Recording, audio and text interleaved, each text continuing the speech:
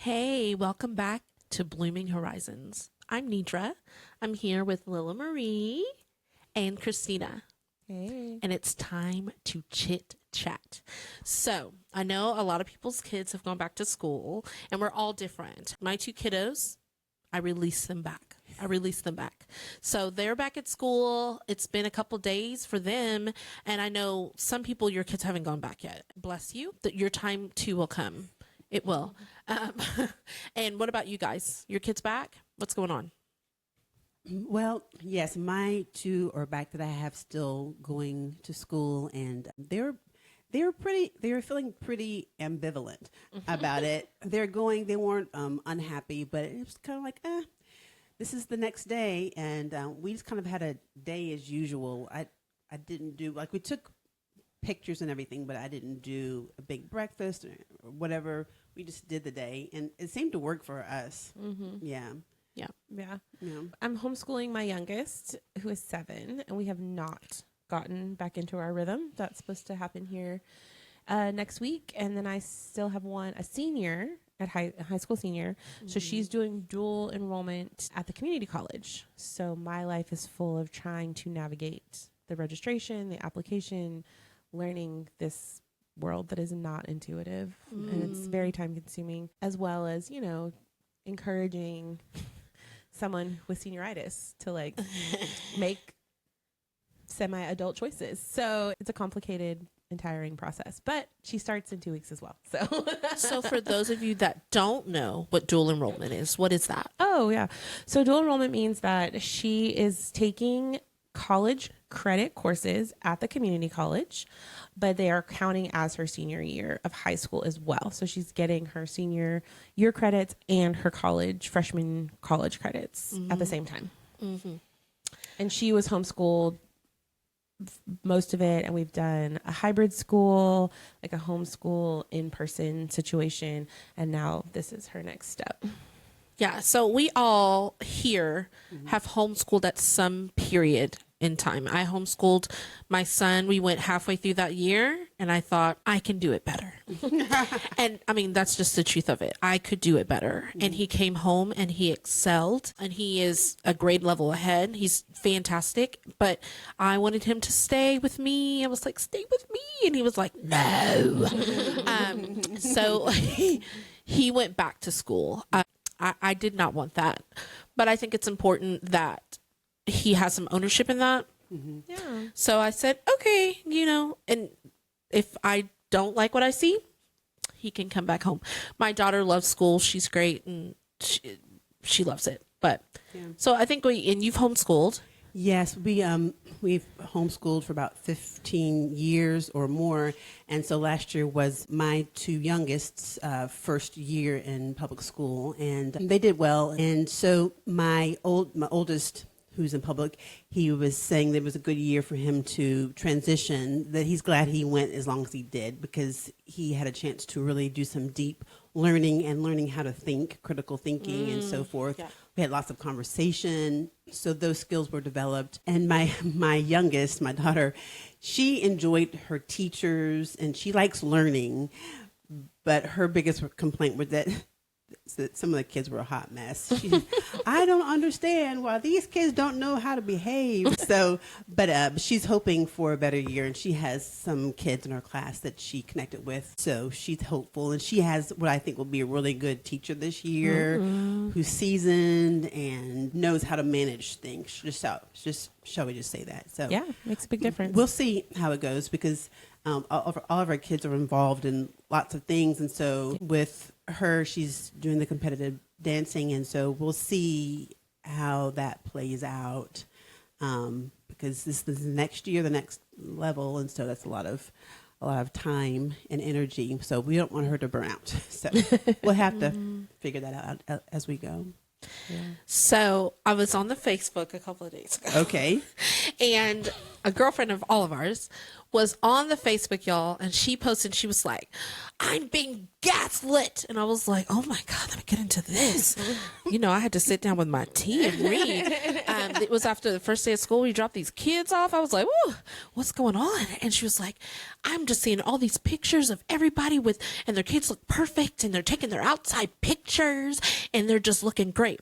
She goes, I don't know what you're doing, but at my house, there was yelling. They were screaming. There was, if you don't do what I'm telling, like it was meltdowns. She still posted the picture and she was like, but this is all lies. I need you to understand the picture you're seeing and what's happening behind the scenes was a different story.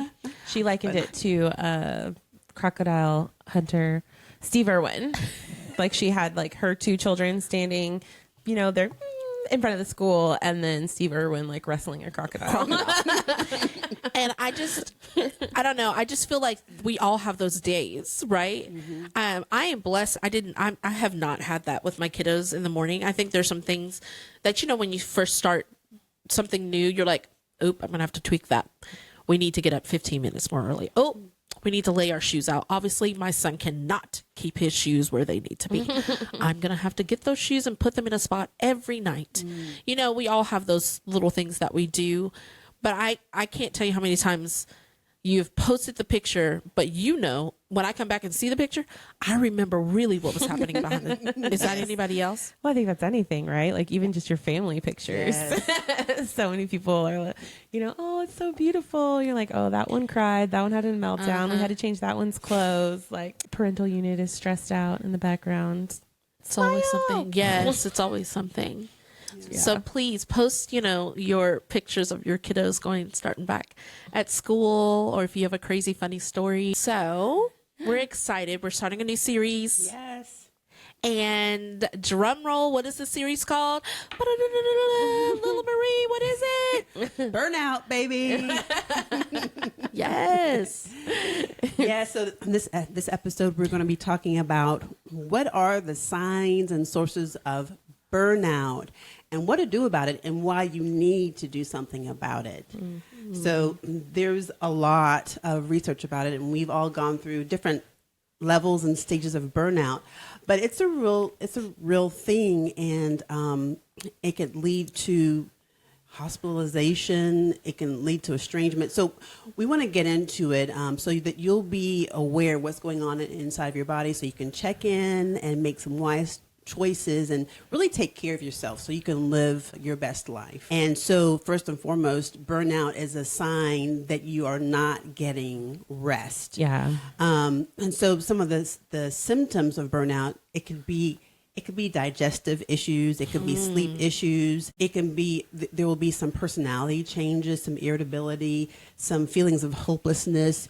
There could be feelings of being underappreciated, brain fog. Yeah.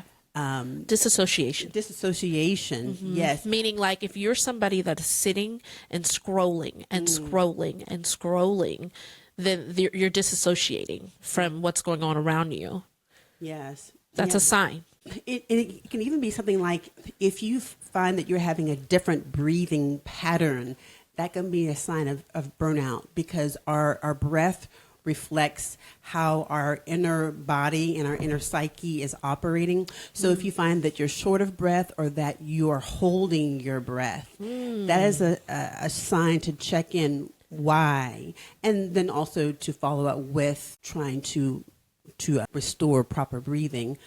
But I guess one thing just to note is if you find a difference in how you are existing in this world, then that's a sign. You know, if it's a difference for the better in terms of growth and development, or maybe even a new season, then fine, examine that and be sure. But if you're finding that you're not operating at your optimal level, if you're not feeling good about the life that you're living, or not feeling good in your skin, then that's a really big sign to check in for burnout.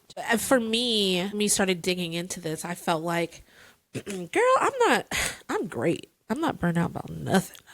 But then I started thinking about that. And I think that maybe it's not a bonfire, but there's a flicker, there's a flame. Yes. And I think that if you can find those little flames early, then it's not it's not a bonfire. You're not like, I can't stand anybody in my house. They're all crazy. I'm out of here. Like, when you are at that, you need to take some steps back. There's some cups not being filled. And for me, mine is a sensory overload.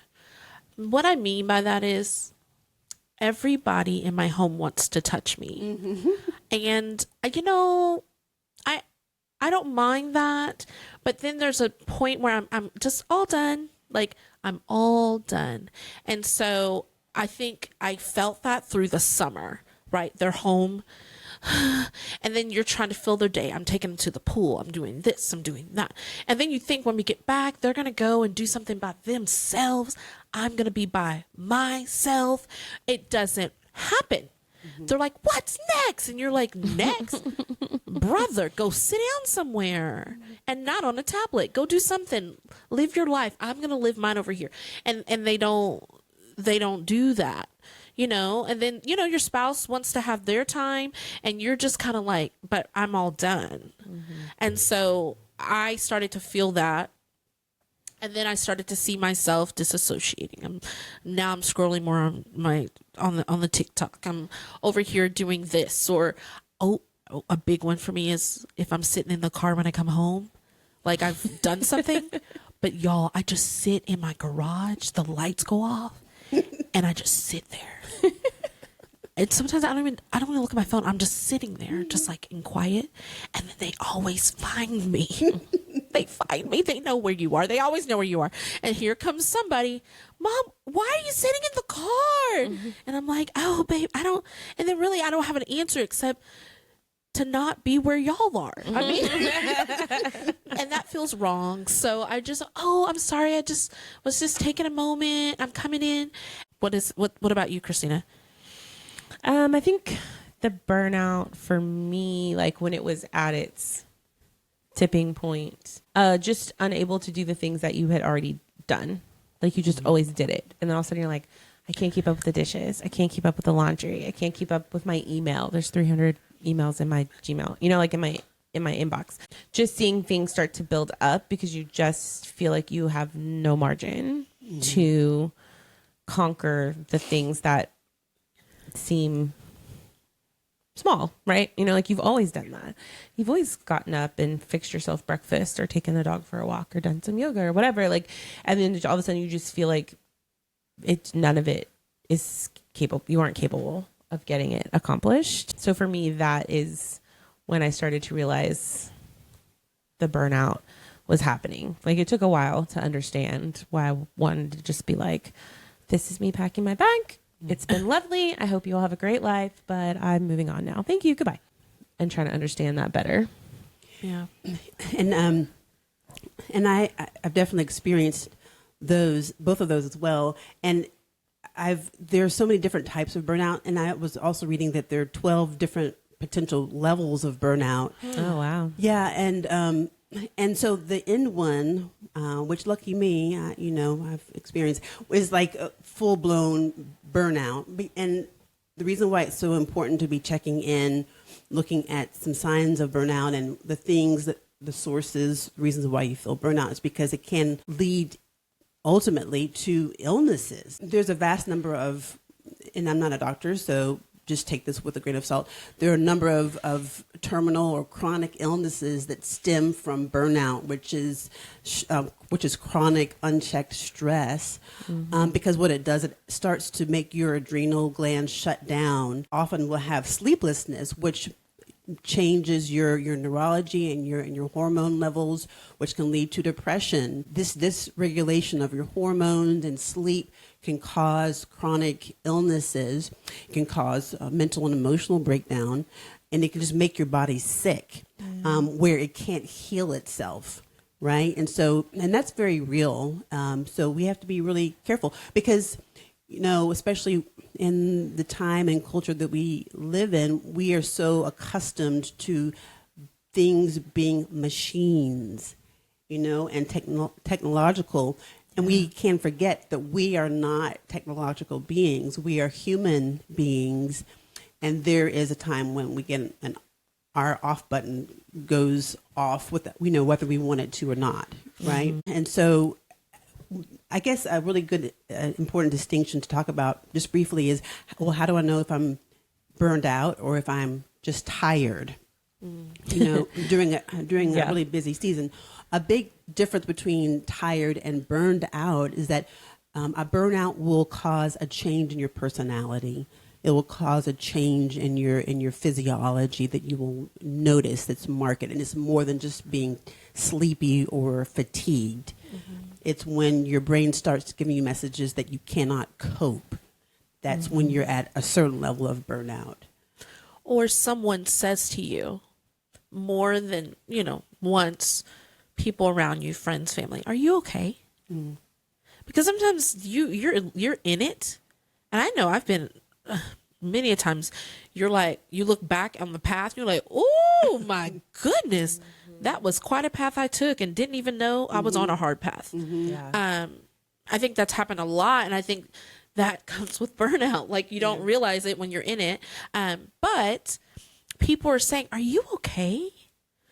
My favorite is, you look tired. Or your kids, they're like, Mommy, you're so grumpy. You never want to do that with me anymore. We used to do that all the time. Yeah. These types of things, these are signs, because sometimes you don't see it. Right. Often you don't see it until it's absolutely too late. And some of my, you have a friend calling going, I'm in my closet. I cannot do one more thing for these people or for myself.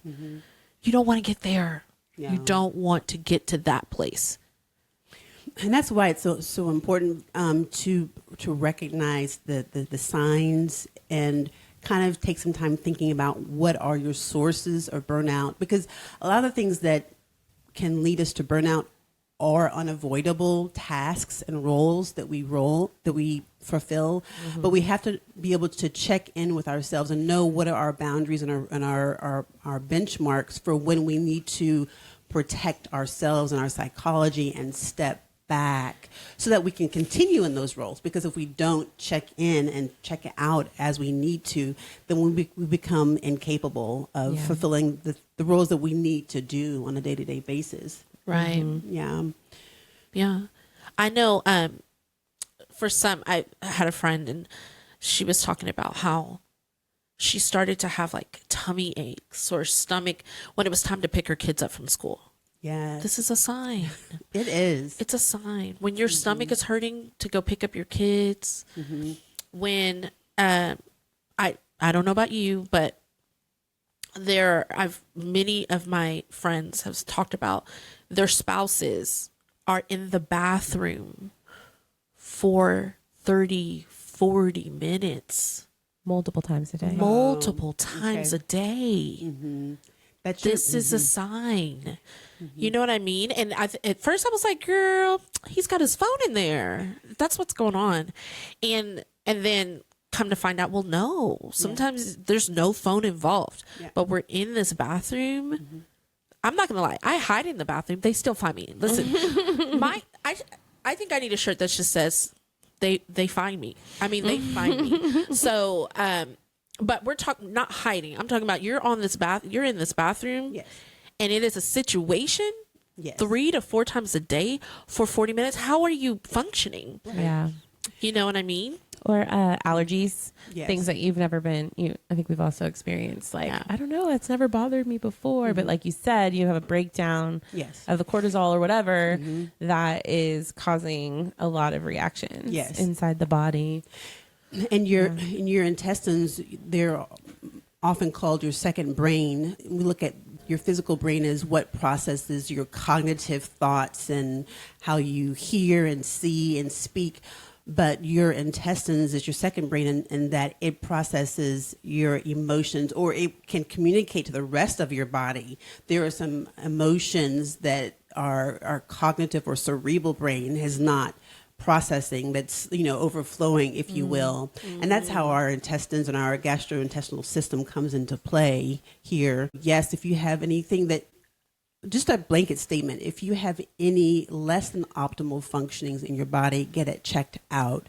One, for any kind of physiological issue, And then if there's nothing there, take a hard look at what's going on inside your heart and your spirit. And you know, we're really fortunate that we have people to speak into us, to check in, or say, you know, how are you feeling? You don't look so good.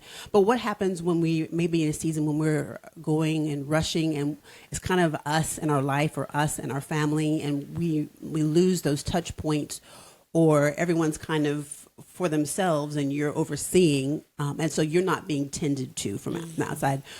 What I've developed over time is a checklist. When I notice that I'm starting to feel just bad, discouraged, negative minded for no reason, I have a checklist that's one that's for low energy.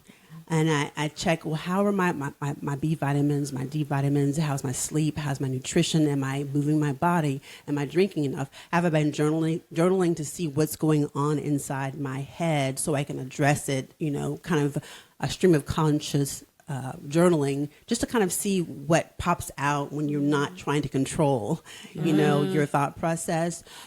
So I've started a checklist that's for me, that helps me check in, because when you get to a place of burnout, you don't have a lot of margin to process. So I have this list in advance, so I can just kind of go to it. That's good. And so if I notice these things, I can also address it. I have another list of things that fill me up, that help me reacclimate or level up to get to where I need to be. And one thing that's really helpful for me is that I've released myself when I find myself in a season of burnout. I take all my expectations down to taking care of myself, eating healthily, drinking water, sleeping, and bathing myself, you know, and keeping food and clean clothes for my family. That takes a lot of pressure off, and it helps you hold space for your own healing. Yeah, that's good. That's really good. I think when you can say to your spouse and to the people around you, hey, all I got is those 4 things. I can, right now, what I can do is do the things to get out of the bed, and that's okay. Mm-hmm. That's okay. I mean, you have to be okay with that. And I remember this has just been maybe a few years ago, after I went through this significant burnout, which, you know, it was really hard. I didn't know what was going on. I thought my body was just breaking down and that maybe was going to be the end, but it was not. I'm thankful that I went through it, because it allowed me to experience, perhaps for you or someone else, what it can feel like, so that you don't have to. You can avoid that.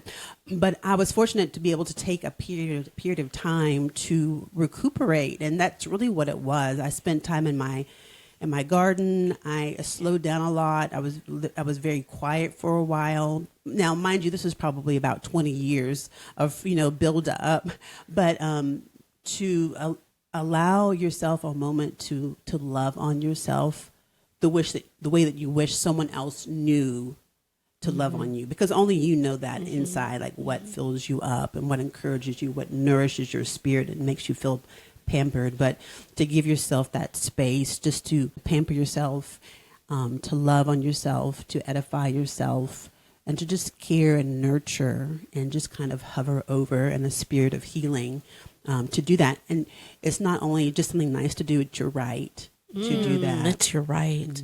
And listen, we're not going to tell you all the answers today. And we might not have all the answers, but I want you to know that you've got to come back, because we're going to talk about margin. We're going to talk about unicorn space. And you're like, what is that? Exactly. Come back. We're going to talk about lots of those things over the series and kind of break it all down. And hopefully you can come away with some ideas and your own checklist that you can pull out, and it's going to say burn it at the top, and you're going to be able to go through it and be able to assess for yourself what needs to be done for you. Right? That's great. I'm excited. Yeah, I'm excited. So if you would please leave a comment below, some questions or thoughts, and then we can get back to you. Thanks for watching. Thank you. Bye. Bye. Blooming horizon, we're here to show.